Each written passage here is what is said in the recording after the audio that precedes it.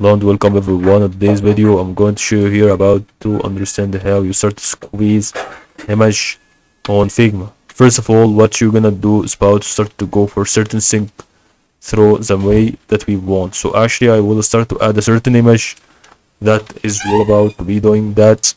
First of all, what you're gonna do is about to click here on that and then start to type here file and then paste image. Now what you're gonna do is about place the image that you would like to start to add. For example, I will start it now to add my image that is actually going on like this. As you can see, I have just added this image. Now I would like to squeeze it. Now start to type this and then you go to the plugin smudge image